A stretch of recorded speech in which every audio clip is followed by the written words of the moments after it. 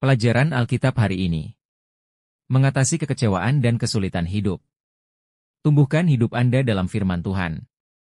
Dalam pelajaran ini, saya ingin berbicara tentang memiliki iman yang diperlukan untuk menjadi pemenang dalam segala situasi kehidupan, sehingga Anda tidak merasa terlalu lelah sehingga Anda mulai kehilangan semangat dan iman yang dimiliki Tuhan yang dihembuskan ke dalam dirimu. Lukas pasal 8 ayat 22-25. Namun, saat mereka berlayar dia tertidur. Dan terjadilah badai angin di danau itu, dan mereka penuh dengan air, dan berada dalam bahaya. Dan mereka datang kepadanya dan membangunkannya sambil berkata, "I Guru, Guru, kami sedang binasa." Kemudian dia bangkit dan menghardik angin dan amukan air itu.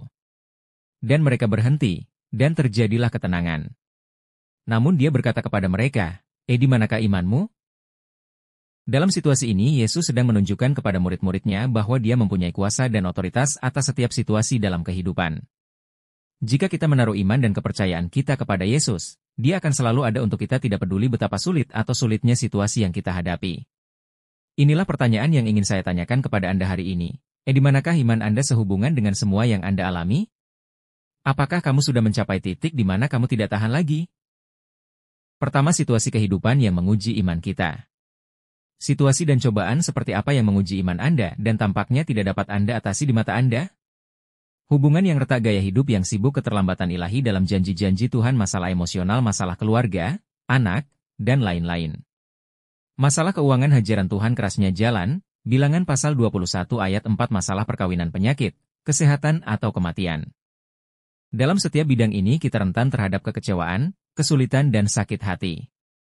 Di manakah keyakinan Anda terhadap masing-masing bidang ini? Yesus telah memberi kita wewenang dan kuasa atas segala persoalan kehidupan.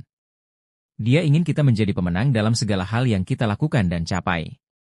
Yohanes pasal 16 ayat 33, hal-hal inilah yang kukatakan kepadamu, supaya di dalam aku kamu mendapat damai sejahtera.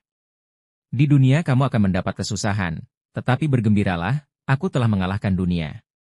Masalahnya adalah kita mempunyai musuh yang ingin mengeksploitasi bagian-bagian dalam hidup kita yang menyebabkan kita sakit hati, kecewa, dan kesulitan. Tujuannya adalah membuat kita lelah dan putus asa. 2. Tujuan setan. Kita perlu menyadari bahwa kita mempunyai musuh yang mempunyai tujuan. Kita tahu bahwa dia ingin membunuh, menghancurkan dan mencuri, tapi dia juga berusaha melemahkan kita. Daniel pasal 7 ayat 25, dia akan mengucapkan kata-kata sombong melawan yang maha tinggi, akan menganiaya, melecehkan, orang-orang kudus milik yang maha tinggi, dan bermaksud mengubah waktu dan hukum. Kemudian orang-orang kudus itu akan diserahkan ke dalam tangannya selama 1 masa dan 2 masa setengah masa. 1. Tujuan setan adalah untuk melelahkan kita. 2 Korintus pasal 2 ayat 11. Jangan sampai setan mengambil keuntungan dari kita, karena kita tidak mengetahui tipu muslihatnya. Ayat ini berbicara tentang antikristus, yang akan dilepaskan ke bumi pada hari-hari terakhir sebelum kedatangan Kristus. Namun penting untuk diketahui bahwa roh antikristus telah hilang dan bekerja untuk mencapai tujuan yang sama. 2. Setan memangsa kerentanan kita. Lukas pasal 4 ayat 13, sekarang ketika iblis telah mengakhiri setiap pencobaan, dia meninggalkan dia sampai waktu yang tepat. Kita tahu bahwa setan memanfaatkan kelemahan kita dan senang mengeksploitasi titik lemah kita. Jadi mari kita lihat sekali lagi area-area ini yang berpotensi menimbulkan kelelahan dalam hidup kita. Ini semua adalah penyebab umum dari rasa kecil hati yang membuat kita lelah dalam berbuat baik. Hubungan yang retak. 2 Timotius pasal 4 ayat 10, gaya hidup yang sibuk, keterlambatan ilahi dalam janji-janji Tuhan. Masalah emosional, masalah keluarga, anak, dan lain-lain. Masalah keuangan, hajaran Tuhan, Ibrani pasal 12 ayat 11, kerasnya jalan, Bilangan pasal 21 ayat 4, masalah perkawinan, penyakit, kesehatan, atau kematian. Apakah Anda merasa terancam di salah satu area ini? Apakah Anda akan binasa dengan air yang mengamuk di atas kepala Anda? Apakah Anda siap untuk tenggelam dalam kesedihan karena keputusasaan atau kekecewaan yang Anda rasakan dalam salah satu bidang ini? Anda harus mengidentifikasi area di mana Anda rentan dan menggunakan perisai iman dan sabuk kebenaran untuk melawannya. Setan menembakkan anak panahnya yang berapi-api, jadi sebaiknya Anda memasang perisai untuk melindungi diri Anda sendiri. Efesus pasal 6 ayat 13-16, karena itu ambillah seluruh perlengkapan senjata Allah, agar kamu dapat bertahan pada hari yang jahat, dan setelah melakukan segalanya, kamu dapat bertahan. Oleh karena itu, berdirilah, setelah mengikat pinggangmu dengan kebenaran, setelah mengenakan pelindung dada kebenaran, dan telah membekali kakimu dengan persiapan Injil perdamaian. Yang terpenting, ambillah perisai iman yang dengannya kamu akan mampu memadamkan semua anak panah api si jahat. 3. Bagaimana menerapkan perisai iman?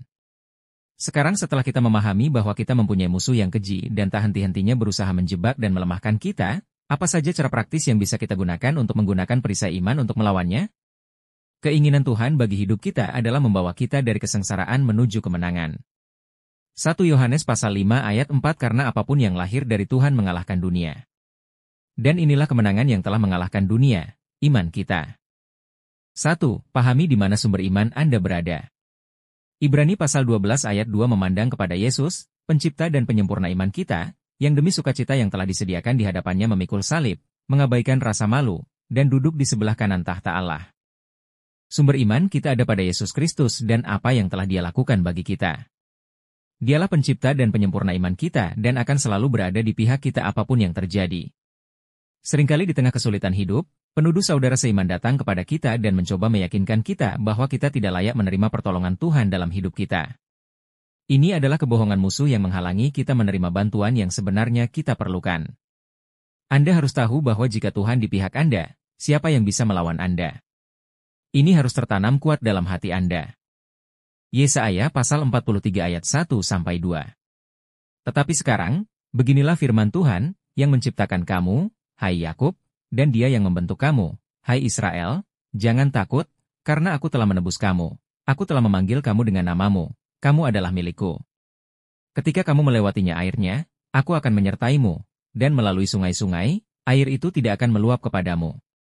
Apabila kamu berjalan melewati api, kamu tidak akan terbakar, dan nyala api itu tidak akan menghanguskanmu. Yesaya pasal 40 ayat 31 Tetapi orang-orang yang menantikan Tuhan akan memperoleh kekuatan baru. Mereka akan terbang dengan sayap seperti Raja Wali, mereka akan berlari dan tidak menjadi letih, mereka akan berjalan dan tidak letih lesu. Ada banyak tokoh Alkitab, yang karena satu dan lain hal menjadi lelah dan putus asa atas situasi kehidupan mereka, namun pada akhirnya menjadi pemenang, karena mereka tahu di mana letak iman. Musa memohon kepada Tuhan untuk membunuhnya pada suatu kesempatan, ketika bangsa Israel mulai mengeluh tentang makan mana sepanjang waktu. Musa pada dasarnya berkata, jika memang demikian keadaannya, tolong bunuh aku sekarang juga, karena beban ini terlalu berat untuk dipikul. Bilangan pasal 11 ayat 11-15. Pelestarian Musa terletak pada kenyataan bahwa ia membawa bebannya pada sumber imannya. Yosua sang penakluk besar begitu putus asa dan tertekan pada satu titik sehingga dia siap untuk berhenti dan menyerah dan berharap dia kembali ke hutan belantara di mana tidak ada banyak musuh. Namun dia membawa bebannya ke sumber imannya dan diberitahu apa yang harus dilakukan dan bagaimana mengatasinya. Yosua pasal 7 ayat 7. Kita harus melakukan hal yang sama. Kita tidak hanya memiliki perisai iman untuk melindungi kita dari panah api setan, namun kita juga memiliki sabuk kebenaran dan pedang roh untuk digunakan pada persenjataan rohani kita. Mazmur pasal 119 ayat 24-25 Kesaksian Anda juga merupakan kesenangan saya dan penasihat saya. Jiwaku melekat pada debu, hidupkanlah aku sesuai dengan firman-Mu. Setiap orang rentan terhadap berbagai situasi yang menguji iman kita. Tak satu pun dari kita yang dikecualikan. Namun kita bisa memperluas kesengsaraan dalam situasi hidup kita ketika kita tidak menerapkan firman Tuhan pada situasi tersebut. Di sisi lain, ketika firman Tuhan diterapkan, hal itu tidak hanya akan menghidupkan kembali semangat kita, tetapi juga akan mulai meluruskan kembali jalan yang berliku-liku. Kita harus mengambil firman Tuhan dan menerapkannya pada situasi yang mendatangkan kesusahan dalam hidup kita tidak peduli betapa lemah atau lesunya perasaan kita. Roma pasal 10 ayat 17. Jadi, iman timbul dari pendengaran, dan pendengaran oleh firman Allah. Ayub memahami pentingnya dihidupkan kembali sesuai dengan firman. Dia mungkin mengalami kesulitan dan kekecewaan yang sama besarnya dengan orang lain dan kesaksiannya adalah bahwa dia menganggap firman Tuhan lebih berharga daripada makanan itu sendiri. Ayub pasal 23 ayat 11-12 ayat 11 Kakiku telah berpegang teguh pada langkahnya, aku telah menaati jalannya dan tidak menyimpang. Ayat 12 Aku tidak menyimpang dari perintah bibirnya, aku lebih menghargai perkataan mulutnya daripada makanan yang kubutuhkan. 3. Kita harus menemukan tujuan Tuhan membangun karakter kerajaan. Roma pasal 8 ayat 28 Dan kita tahu bahwa segala sesuatu bekerja sama demi kebaikan bagi mereka yang mengasihi Tuhan, bagi mereka yang terpanggil sesuai dengan tujuannya.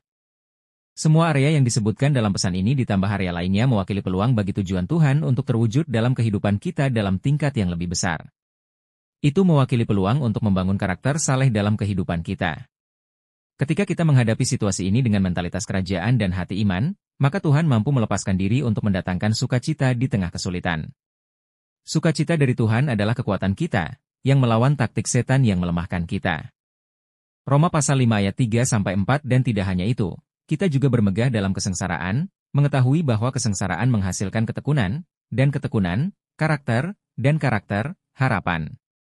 Apa saja kebajikan yang ingin Tuhan kembangkan dalam hidup kita di tengah situasi yang penuh cobaan ini? Hubungan yang retak pengampunan, gaya hidup sibuk, prioritas, masalah keuangan, prinsip memberi dan mendahulukan kerajaan, dan lain-lain. Yakobus pasal 1 ayat 2-4 saudara-saudaraku, anggaplah sebagai suatu kebahagiaan bila kamu jatuh ke dalam berbagai pencobaan, karena mengetahui bahwa ujian terhadap imanmu menghasilkan kesabaran. Tetapi biarlah kesabaran bekerja dengan sempurna, agar engkau menjadi sempurna dan utuh, dan tidak kekurangan apapun. Mazmur pasal 138 ayat 7-8 Sekalipun aku berjalan di tengah kesukaran, engkau akan menyadarkanku. Engkau akan mengulurkan tanganmu melawan murka musuh-musuhku, dan tangan kananmu akan menyelamatkan aku. Tuhan akan menyempurnakan apa yang menjadi urusanku. Rahmat-Mu, ya Tuhan, bertahan selamanya. Jangan tinggalkan pekerjaan tanganmu. 4. Kita harus menemukan kepuasan dalam kesulitan. Filipi pasal 4 ayat 11-13 bukan berarti aku berbicara mengenai kebutuhan, karena aku telah belajar dalam keadaan apapun aku berada, untuk merasa puas. Aku tahu bagaimana caranya direndahkan, dan aku tahu bagaimana caranya berkelimpahan. Dimanapun dan dalam segala hal, saya telah belajar untuk merasa kenyang dan lapar, berkelimpahan dan menderita kekurangan. Saya dapat melakukan segala sesuatu melalui Kristus yang menguatkan saya. Ketika kita mampu menemukan rasa puas, perisai iman tidak hanya membuat musuh meninggalkan kita, namun semakin melepaskan tangan rezeki Tuhan di tengah pencobaan. Filipi pasal 4 ayat 19 dan Allahku akan mencukupi segala kebutuhanmu menurut kekayaan dan kemuliaannya melalui Kristus Yesus. 4. Kesimpulan, itulah beberapa langkah dasar untuk mengatasi kekecewaan dan kesulitan hidup yang pasti akan Anda alami dari waktu ke waktu. Jika Anda membiarkan Tuhan bekerja sesuai tujuan hidup Anda, dengan datang kepadanya dan firman-Nya selama masa-masa sulit, Anda akan merasa puas dan sebagai hasilnya Anda akan menjadi pemenang yang telah ditetapkan Tuhan bagi Anda dan Anda akan mengalahkan upaya setan untuk melemahkan Anda.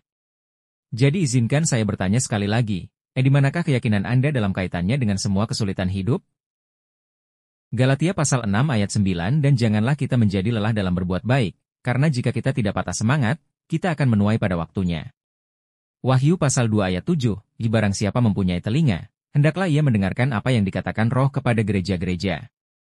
Barang siapa menang, aku akan memberi makan dari pohon kehidupan yang ada di tengah-tengah Firdaus Allah. Demikianlah pengajaran Alkitab tentang mengatasi kekecewaan dan kesulitan hidup. Tuhan Yesus memberkati dan berkah dalam.